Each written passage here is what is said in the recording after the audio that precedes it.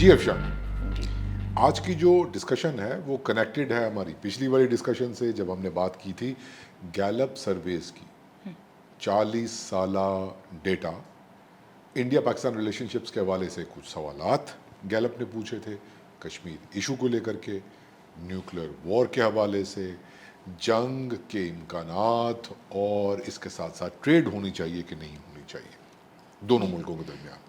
اور کارگل غلطی تھا یا ایڈوانٹیج تھا؟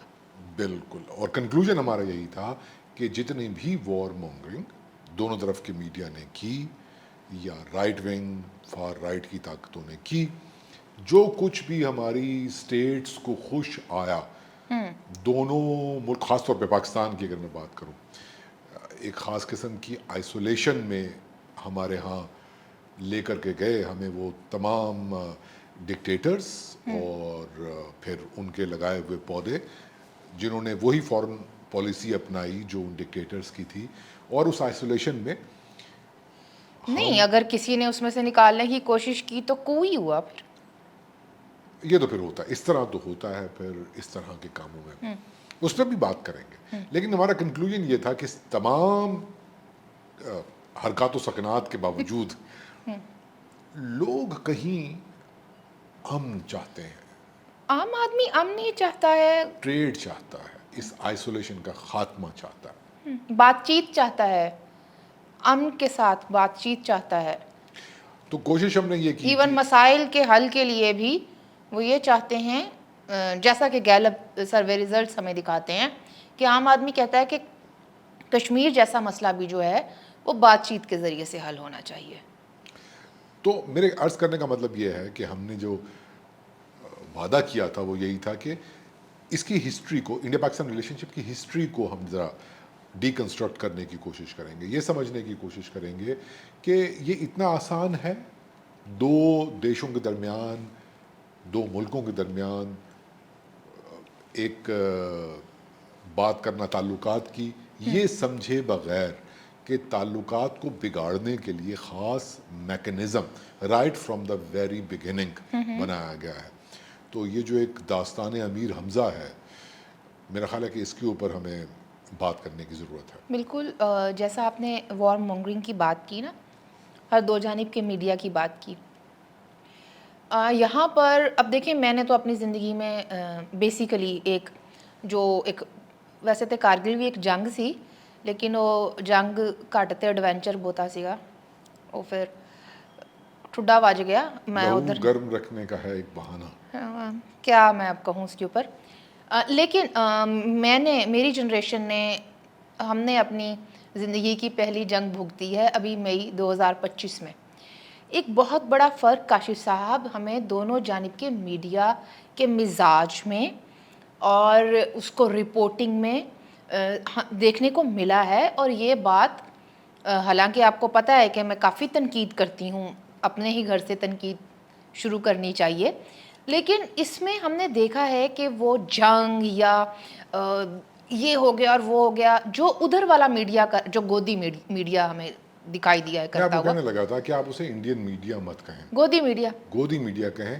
انڈین میڈیا وہ پترکار کے علاوہ اب ایک اور لفظ بولتے ہیں جو میں یہاں بول نہیں سکتی ہوں. تو مطلب وہ لوگ جو کر رہے تھے، اور جس قسم کا فیک نیوز کا ایک بازار گرم تھا، یہاں پر بھی کافی رہا ہے. لیکن اب وہ لوگ اوہنو مستری چلے گئے تھے، ہن کی کیتا جائے، او جو تماشے نہیں ہوندے. پیوستہ رہ شجر سے امید بہار رکھ. تو نہیں، میں ایسی کوئی امید بہار سو کال نہیں رکھتی. آنے دیں قیدی نمبر 804 کو باہر، پھر وہ اچھا، آپ کی ساری امیدوں پر پورا نہ اترا تو اپنے نام بدل دیجیے گا. تو میڈیا کا کردار دونوں جانب ہمیں بہت مختلف دکھائی دیا ہے. آخر اس کے پیچھے بھی تو کوئی یہ تو پالیسی ہی ہوگی نا. دیکھیں نا، آپ تو بات کر رہی ہیں بالکل ایک انسیڈنٹ کی، ایک جنگ کی، میں نے کہا حال ہماری کی. جنریشن نے پہلی نہیں تو جنگ دیکھیں، بھگتی ہے. ہم تو یہ طے کر کے بیٹھے ہوئے نا کہ آج ہم نے ذرا طے کرنا آپ نے دوسری بھگتی ہے اپنی ایج میں. ہاں. اچھا، نہیں وڈیاں، چھوٹیاں موٹیاں. زندگی ہر قدم ایک نئی جنگ ہے. تو میں تو بہت جنگیں بھگتی ہیں اس حوالے سے. دیکھیں، میں آپ کو میں کہنا یہ چاہ رہا ہوں کہ یہ سوال کہ کیا دونوں دیشوں کے درمیان, دونوں ملکوں کے درمیان صلح ہو سکتی ہے یا ہماری تعمیر میں ایک خرابی کی صورت مضمر ہے, سوال یہی ہے. تو میں عرض یہ کرنا چاہتا ہوں کہ یہ دونوں ملکوں کے جو تعلقات کی یہ نہج ہے 2025 میں, یہ ڈیموکریسی کا, بلکہ let me add a word in it, liberal democracy کا فیلئر ہے. اچھا, سوچا سمجھا ایک, کیا اس کو کہنا چاہیے, جو رزلٹ, جو بیج لبرل ڈیموکریسی نے بویا تھا اس خطے میں, اب وہ فصل کاٹنے کا موسم آ چکا ہے, آ رہا ہے, فصل کٹ رہی ہے.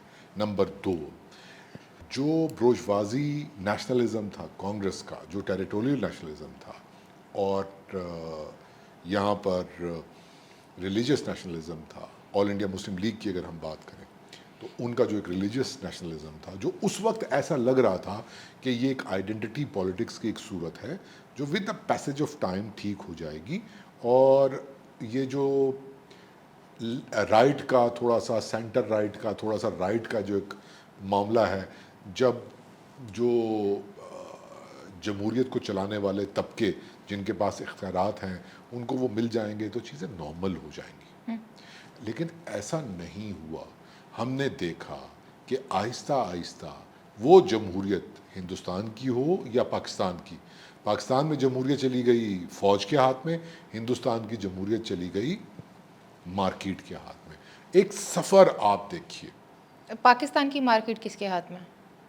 دیکھیں وہ تو پھر اب مارکیٹ ڈیل کرتی ہے نا, مارکیٹ وہاں پر اگر مودی سے ڈیل کرتی ہے تو مارکیٹ کا چہرہ وہاں پہ امبانی ہے یا اڈانی ہے یا اڈوانی ہے. ਇੱਥੇ ਤੇ ਸਾਡੇ ਕੋਲ ਕੋਈ ਵੱਡਾ ਚਿਹਰਾ ਸੀ, ਮਲਕ ਰਿਆਜ਼, ਉਹਨੂੰ ਵੀ ਇਸ਼ਤਿਹਾਰੀ ملک مفروض ریاض کرتا. کہاں کا چہرہ تھا, اوہ ہمارے ہاں بس مت کریں یہ باتیں, مت کریں. اب گیلانی سروے کے اوپر, گیلپ اینڈ گیلانی سروے کے اوپر آپ فوکس کریں, یہ شرارت مت کریں, بہت سنجیدہ بات ہو رہی ہے. تو کیا یہ اس لبرل ڈیموکریسی کا فیلئر تھا, کیا یہ جو پولیٹیکل ریپرزنٹیشن تھی اتنے بڑے بڑے ملکوں کی, 25 کروڑ کی یہاں کی آبادی, 1.5 ارب کی وہاں کی آبادی, ان کی پولیٹیکل ریپرزنٹیشن کو ہائی جیک کیا گیا, باقاعدہ ایسا میڈیا بنا, ایسی تاریخ سازی ہوئی جس میں ہندو مسلمان کو, پاکستان ہندوستان کو ایک ایسی آئیڈینٹی بنا کر پریزنٹ کیا گیا کہ اس میں پلورلزم کی, اس میں ڈائیورسٹی کی کوئی گنجائش نہیں. مسلمان پاکستان ایسا ہے, مسلمان ہے تو وہ پاکستان جائے, ہندو ہے تو وہ بھارت جائے. ہر دو جانب کے ایسے واقعات ہمارے سامنے آتے رہتے ہیں, ادھر تھوڑے کم ہیں, ادھر سے زیادہ ہمارے سامنے آتے ہیں کہ جاؤ تم اس دیش میں جاؤ, اور وہ ذرا سی کوئی بات ہوتی ہے. ویسے تو غدار ادھر بھی غداری کے سرٹیفکیٹ اوپر تلے ہم نے بکتے ہوئے اور بٹتے ہوئے دیکھے ہیں, ادھر بھی ہوتے ہیں. تو اگر کوئی مسلمان ہے تو اس کو پاکستان میں ہی رہنا چاہیے, اور اگر کوئی ہندو یا سکھ ہے, وہ بھی ایک کلاس کا, تو وہ اس کے لیے کہتے ہیں کہ وہ وہاں ان کے لیے ادھر. اس میں مجھے ایسا لگتا ہے کہ انٹرٹینمنٹ انڈسٹری نے بھی ایک بڑا رول پلے کیا ہے کاشی صاحب, خاص طور پر بالی ووڈ نے. جس طرح سے وہ پاکستانیوں کو دکھاتے ہیں اپنے اسکرین پر, وہ سب پاکستانی مردوں کا ایک ہی جیسا حلیہ دکھانے کے لیے. میں نے یہاں پر جس قسم کے پاکستانی, خاص طور پر پنجاب کے وہ مرد دکھاتے ہیں, ایک تو یہ کہ وہ ہمیشہ ٹیررسٹ ہی ہوگا, وہ اس طرح سے, اس قسم کی ایک پرسیپشن بھی تو کریٹ کرنا ہے نا, وہ کرتے ہیں, اس کا نیریٹیو ایک بلڈ کرتے ہیں. وہ انہوں نے ایک وہ چیک والا ایک رومال رکھا ہوا ہے, 3 کونا رومال رکھا ہوا ہے, ٹوپی ہے, اور سرما بھی کھچ کے لانا ہے, اور آداب حضور, جناب جناب جناب جناب جناب جناب. بات یہ ہے کہ جب ہم دکھا رہے ہوتے ہیں, ہمارے ہاں چونکہ اس طرح سے فلم انڈسٹری کام نہیں کرتی ہے اتنی, تو آپ فلم سے آگے چلیں, فلم سے آگے آ کے آپ یہ تو آپ تاریخ اور یا آپ کہنے کہ جس طریقے سے ہسٹری کو ڈسٹارٹ کیا گیا دونوں طرف, میڈیا کے تھرو, انٹرٹینمنٹ میڈیا کے تھرو, ایون ہمارا لٹریچر, پاکستان میں جو لٹریچر لکھا گیا, انڈیا میں بھی مسلسل اس طریقے سے ہو رہا ہے. میں آپ کی بات کاٹ رہی ہوں. اب بھارت نے, ہم چونکہ وہاں کا نصاب اتنا نہیں جانتے ہیں, ہم اپنے نصاب دی گل کر سکتے ہیں, کیا انہوں نے اپنے عوام کے دماغوں میں یہ نہیں بٹھایا ہے کہ یہ ایک ٹیررسٹ اسٹیٹ ہے, یہاں کا ہر فرد جو ہے وہ ایک پوٹینشیل ٹیررسٹ ہے؟ میں پھر وہی بات کروں گا کہ اس ڈسٹورشن کو یا مسخ کی گئے حقیقتوں کو کے ذریعے سے جن چیزوں کو چھپایا جاتا ہے وہ یہ ہے کہ دونوں ملکوں کا بنیادی مسئلہ بھوک, دونوں ملکوں کا بنیادی مسئلہ کاسٹزم, غربت, تعلیم, خواتین کے ساتھ برا سلوک, پیٹریارکی کی آپ نے بات کی, وہ دب جاتا ہے. جی, ہم یہ بھول جاتے ہیں بات کرتے ہوئے کہ پاکستان کے اندرونی مسائل اس طرح کے ہیں, اس طریقے کے ہیں, ریاست کے پوائنٹ آف ویو سے اگر ہم دیکھیں کہ ان کو درست کرنے کے لیے ہمیں جو سسٹمز درکار ہیں وہ موجود نہیں ہیں. لیکن اگر ایک پاپولسٹ نعرہ لگے گا, وہ پاپولزم, وہ نفرت انگیزی, وہ ہائپر نیشنلزم, اس رو میں ادھر کے 25 کروڑ لوگوں کو بھی بہا کے لے کر کے جایا جا سکتا ہے. ادھر وہ نعرہ لگے گا تو ادھر تو جو حال ہم دیکھ رہے ہیں کافی, بلکہ بعض اوقات میں یہ بات کہوں گا کہ اگر وہاں پر, کیونکہ وہاں کی مڈل کلاس بہت بڑی ہے پاکستان کے کمپیریزن میں, اتنی بڑی تعداد میں آپ سے نفرت کرنے والے لوگ آپ کے ہمسائے میں رہتے ہیں, اور وہ صرف آپ سے اس لیے نفرت کرتے ہیں کہ آپ پاکستانی ہیں. نہیں, وہ اس لیے نفرت کرتے ہیں کہ آپ کا عقیدہ ان سے مختلف ہے, اکثریت کا جو ان کو بتایا گیا ہے. تو یہ ایک کافی ایک آپ دیکھیے کہ جنگی جنون, نفرت انگیزی کی انتہا ہے. کاشف صاحب, ہاں, جنگی جنون تو ہمارے کھیل کے میدان کے بیچ میں جا کے رقص کرتا ہوا, تھیا کرتا ہوا دکھائی دیتا میں ہے. آپ کو پھر وہی کہوں گا کہ آپ ڈیٹیلز میں مت جائیں, آپ میرے سوال کا جواب دیں کہ دونوں طرف, اور خاص طور پر میں انڈیا کی بات کر رہا ہوں, انڈیا کی بات میں اس لیے کر رہا ہوں کہ وہاں پر 1.5 ارب لوگ رہتے ہیں. ایک بات, دوسری بات یہ ہے کہ وہاں پر ہمارے مقابلے میں ریلیٹیولی بہت زیادہ فار رائٹ کا اثر و رسوخ. جب تعداد زیادہ ہوگی تو ایک طبقہ زیادہ ہوگا. میرا سوال آپ سے یہ ہے کہ یہ سب کچھ کیا وہاں پر سوچنے سمجھنے والے لوگ ختم ہو گئے ہیں؟ یہ سب کچھ کیسے, نہ صرف یہ کہ وہاں کا 40-50-100 میڈیا چینلز, پوری کی پوری فلم انڈسٹری, آرٹ, لٹریچر, کیسے اس طرح کی نفرت انگیزی کو پروموٹ کر رہا ہے, کیسے انہوں نے نریندر مودی کو دنیا کا عظیم ترین لیڈر بنا کے پیش کر دیا. یہ سب امیج بنانے کے پیچھے بجٹ لگتا ہے, ظاہر پیسے لگتے ہیں, اربوں کھربوں روپے, ڈالرز لگتے ہیں. وہ پیسے کہاں سے آئے؟ ادھر کی تو آپ بات نہ کریں, ادھر میں تو یہ ہے کہ چونکہ سائز میں ہم لوگ تھوڑے سے چھوٹے ہیں, اور یہاں پر ڈیموکریسی تو ویسے بھی اکانومی کا سائز بھی بہت کم ہے, چھوٹا ہے اور ان کے ویسے مقابلے بھی, میں. ہاں نہیں, یہاں پر ڈیموکریسی کو خاموش کروانا, ویسے ڈیموکریسی ہوتی خاموش ہے, لیکن یہ کہ یہاں پر کنٹرول کرنا زیادہ آسان ہے انڈیا کی نسبت. تو یہ سوال ہے, اس کو سمجھنے کی ضرورت ہے, جو ہم بات کر رہے تھے پچھلے پروگرام میں بھی, کہ یہ ایک سفر ہے. آپ نے دیکھا کہ انڈیا کے اندر وہ کانگریس جو جتنی بھی رائٹ ونگ نیشنلزم کو پروموٹ کرے, کہیں نہ کہیں ان کا نعرہ یہ تھا کہ وہ غریب کسانوں, مزدوروں کے حق کی بات بھی کرتے تھے. ایٹ لیسٹ اپیرنٹلی وہ جن نظریات کی بات کرتے تھے ان میں یہ بین المذاہب ہم آہنگی اور اس طرح کے معاملات تھے. وہ کیسے ایک دم سے irrelevant ہوئے, اور کیسے جسٹ 30-40 سالوں میں انڈیا بدل گیا, انڈیا کا یہ چہرہ سامنے آیا. تو میرا خیال ہے کہ اس کے اندر جو بجٹ آیا وہ فری مارکیٹ کا جب ریل پیل ہوئی. سیٹ کا بھی پیسہ آیا نا, ہاں, بلینئرز.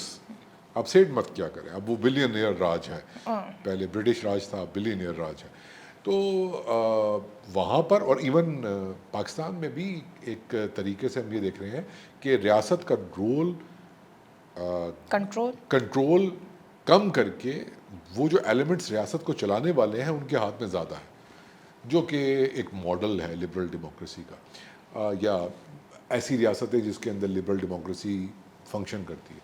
तो आप देख लें कि दोनों अतराफ में रियल इश्यूज़ को एक तरफ पे रख दिया गया, नफ़रत अंगेज़ी और हेट मॉन्गरिंग और वार मॉन्गरिंग और जो भी आप कह लें पॉपुलिज्म या हाइपर नेशनलिज्म, उसको फ़रोग़ दिया गया। नतीजा ये है कि अब हमारा जो चूँकि ओपिनियन मेकर ही दोनों तरफ नफ़रत बेचने वाला है, तो आप जब सर्वेस में लोगों से बातें करेंगे तो आपको उसकी झलक दिखाई देगी। वो इनसिक्योरिटी, वो अदम एतमाद, वो मायूसी, टू सम एक्सटेंट वो नफ़रत आपको नज़र आएगी, वो रिएक्शन आपको इन गैलप सर्वेस के अंदर नज़र आएगा, जो कि बहुत पेनफुल है। बिल्कुल नज़र आता है, लेकिन कहीं ना कहीं फिर एंड पर बात वही आती है कि इस सब के बावजूद ट्रेड सब चाहते हैं, मेल मुलाकात चाहते हैं, बातचीत से मसाइल का हल चाहते हैं, जंग नहीं चाहते हैं। देखिए, मैं आपको एक अर्ज़ करूँ, उसमें तो सीधी सी बात है कि हम लोगों का, मैं एक अगला सवाल और ये आखिरी सवाल आपसे पूछ रहा हूँ, तो गुफ्तगू काफ़ी तवील हो गई, आपकी कॉफ़ी भी ख़त्म हो गई और इस पर तो ना ख़त्म होने वाला सिलसिला है बातचीत का।